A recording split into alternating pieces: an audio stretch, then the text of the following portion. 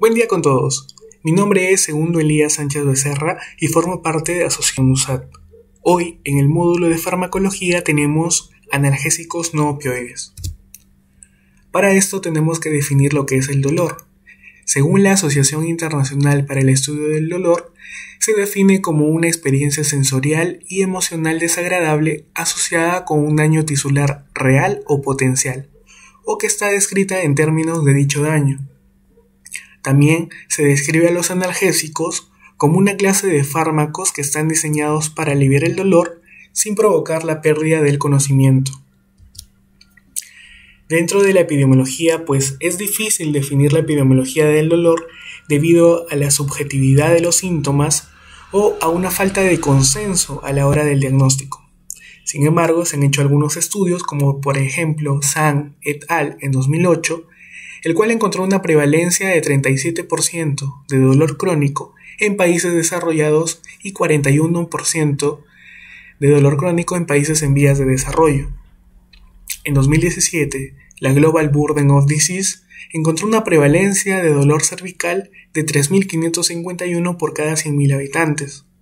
En 2016, un estudio parecido encontró que 1.900 millones de personas se veían afectadas por cefaleas tensionales recurrentes, que era la afección crónica sintomática más común. A nivel de Perú, la Asociación Peruana para el Estudio del Dolor, en 2019, hizo una estimación de la prevalencia de dolor crónico, encontrándose en un rango entre 30 a 35% de la población. Dentro de los tipos de dolor, los podemos clasificar por su origen en dolor nociceptivo, neuropático o psicógeno. A su vez, el nociceptivo se clasifica en somático y visceral. También por su origen lo podemos clasificar en dolor referido u dolor irradiado. Por su duración lo podemos clasificar en dolor crónico y dolor agudo. La principal diferencia va a ser de que el dolor agudo va a tener un inicio rápido, en cambio el dolor crónico tiene un tiempo de duración más allá que el de la curación. También la Asociación Internacional del Estudio del Dolor hizo un corte de 3 meses, entonces un dolor mayor de 3 meses ya se consideraría dolor crónico. Otra diferencia es que el dolor agudo tiene una sensibilización periférica, en cambio el dolor crónico ya es central e incluso se acompaña de otros síntomas.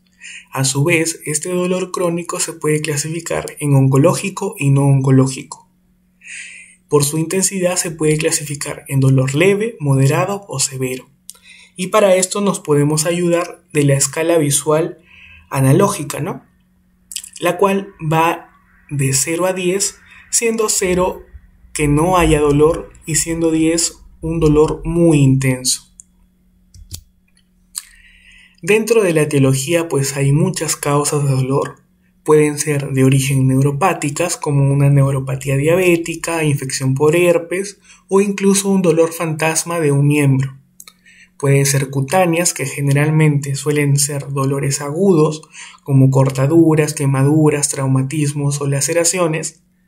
Pueden ser musculares y articulares, como una artrosis, artritis reumatoide, gota, entre otras. Y también pueden ser viscerales, incluso iatrogénicas.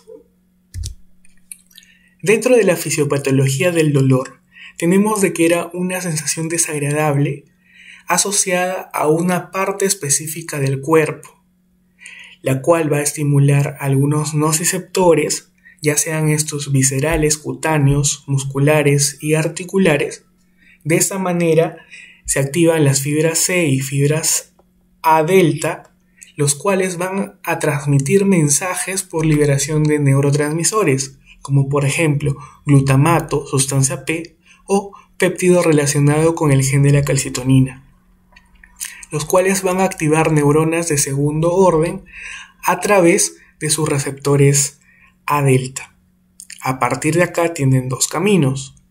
A nivel de lo que es médula, pueden hacer una activación de motoneuronas en el asta anterior y de esta manera hacer una retirada refleja del estímulo nocivo. Y por otra parte, pueden interactuar en la médula espinal ascendiendo por el fascículo espinotalámico, llegando hasta el tálamo, encontrándose con las neuronas de tercer orden, las cuales van a ascender hasta la corteza somatosensitiva y de esta manera se va a producir el dolor.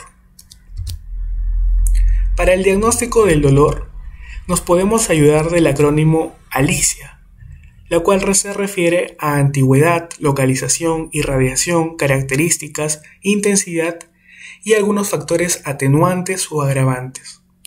Y a estos les podemos agregar algunos términos como la frecuencia del dolor, la duración, su curso o patrón temporal, síntomas asociados e incluso la gravedad, el impacto en la función, el sueño o el estado de ánimo del paciente.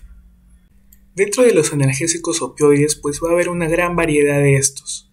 Dentro de los más utilizados están el acetaminofén o paracetamol, anticonvulsivos como la gabapentina y pregabalina, antidepresivos como amitriptilina y duloxetina, aspirina o también llamado ácido acetilsalicílico, otros AINES como el ibuprofeno, diclofenaco, naproxeno o inhibidores de la COX-2, agentes tópicos como la lidocaína y la capsaicina. Dentro de estos nos vamos a centrar en dos, el paracetamol y los AINES.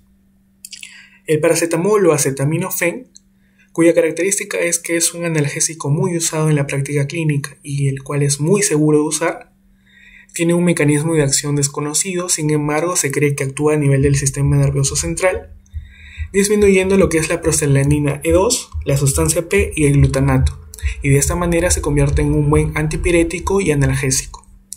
Dentro de su farmacocinética, vamos a tener que se absorbe bien en el tracto gastrointestinal. Dentro de su administración tenemos presentación oral, inyectable o supositorio. Alcanza una concentración máxima de 30 a 60 minutos y tiene una vida media de 30 minutos. Tiene una buena distribución, el 25% de este se une a proteínas plasmáticas, tiene un metabolismo de primer paso en el hígado, la mayoría de más del 90%, va a pasar a lo que es una conjugación y el 2% va a pasar a una N-hidroxilación, en la cual la enzima citocromo P450 va a convertir a este paracetamol en NAPQI, el cual se ha asociado con hepatotoxicidad. Y por último, la excreción va a ser por vía urinaria. Dentro de la dosis que se suele usar es de una tableta de 500 miligramos cada 8 horas hasta 2 tabletas de 500 cada 8 horas. Y no se debe pasar de 4 gramos al día porque ya es riesgo de hepatotoxicidad.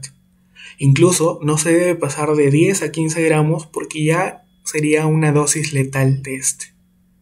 Dentro de los efectos adversos pues tenemos hipersensibilidad y hepatotoxicidad. Luego están los AINES.